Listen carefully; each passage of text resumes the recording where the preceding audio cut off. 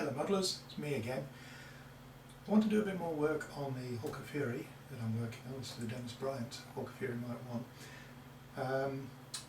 On the front of the cowling here there should be two rather large blisters there to allow the cowling to fit snugly around the engine, and the front few cylinders would be taller than the cowling.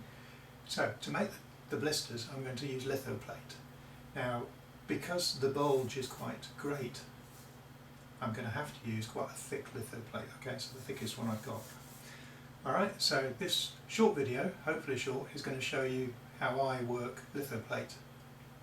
Okay, over to the bench.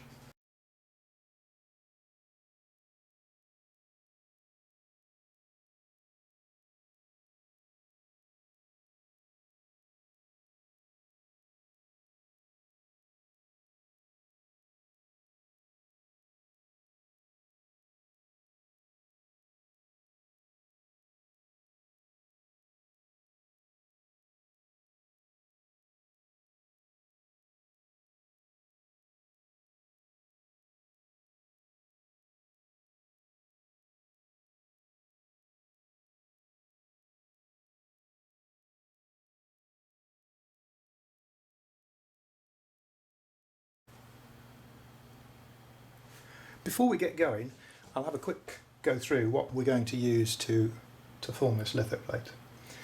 I've already made a stencil. This is made out of quarter ply, and you've got to make sure that it's deep enough off the deck to allow for the blister to form. You push down, form it through the top. Okay, so that's quite hard ply, but it, depending on how many uses you're going to get out of it, light ply would probably do. So that's the former. To form to push the lithoplate into the mould, I've got a rubbing stick, paper rubbing stick, and a wooden rubbing stick. Also for forming I've got these, I don't know what they're called, but they're a set of, I don't know, burnishing tools I suppose. Artists use them for forming fillets, and they do form really nice fillets and model airplane wings if you're into that sort of thing. That's what I got them for. But this set here covers all the sizes right down to quite a tiny one on the end of that one, which I'm not sure whether it'll focus on it. Probably not. But, anyway, it's quite tiny. So they're quite useful for lots of things. Also, I've got some acetone, but that's for lubricating these when we do the lith, you'll see. The soap. This is just normal bar soap, and this must be about 15 years old now. It's been lying around in the workshop. We'll use the soap in a minute, and I'll show you how. Then I've got a butane propane mix blow lamp. It has to be that mix, or a mix that's going to give you a really strong hot flame. Just a traditional blow lamp won't do it, won't cut it. A lighter, obviously, to light the torch. The other thing you're going to need is the material. So what we need is some lithoplate. And I'm going to show you a quick and easy way of just cutting lithoplate without kinking it and bending it. Lots of people get scissors out and ruin it. Anyway, so in this case, a bit of a dusty sheet. I've got a sheet of lithoplate. This is the 0.3 I think it is, which is the thicker one.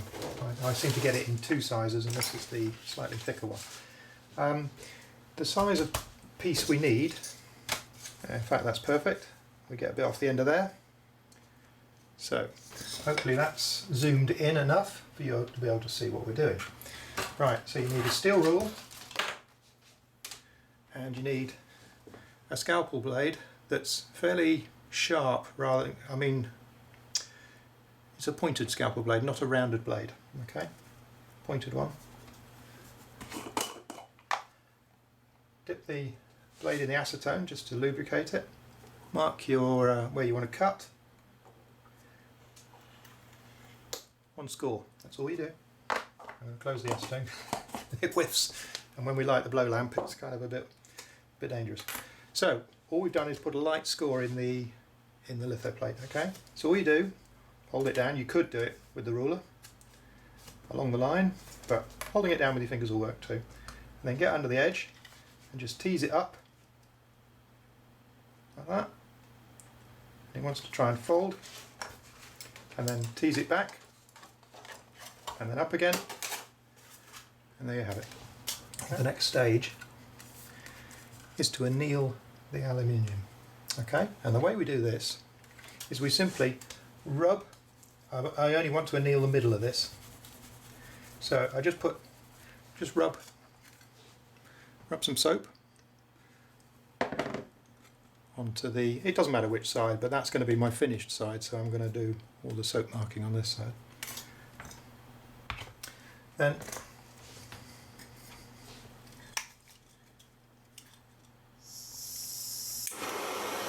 light the blow lamp. One of the other items I didn't show you in the set is forceps. So I like to hold the metal with the forceps because it is going to get hot. So hopefully you can see what's going to happen. I'm going to apply heat to the back of this now.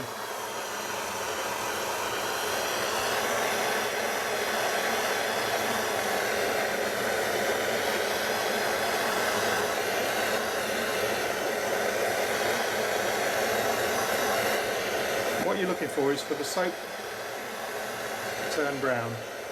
It's nearly there. That'll do.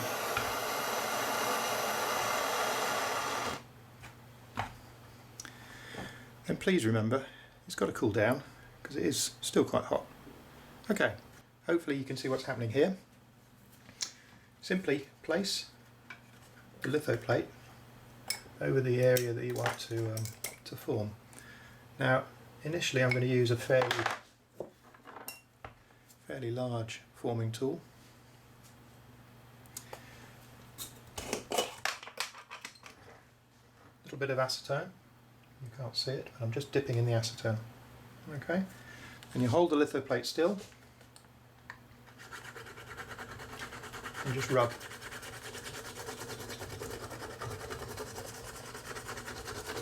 At this first point, I'm just looking for the outline. Okay, it's binding, I can feel it binding, so a bit more acetone. Quite a firm pressure.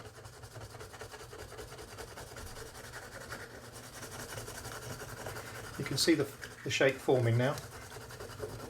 Just keep whizzing round and round, up and down. Keep going.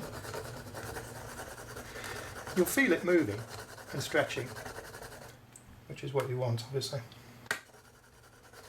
That's just more acetone I'm just rubbing in there, just to act as a lubricant. There's probably other things you can use, but that's works for me. Now it's not moving anymore. You can tell. It's difficult to show on the video, but it's not really going any further. Okay, and as you can see, that's as far as we've got. Okay, so it's not quite thick enough yet. So anyway, that's the process. So what we do now, put the acetone away because it's highly flammable. Rub soap on it again, just in the bit that you want to anneal.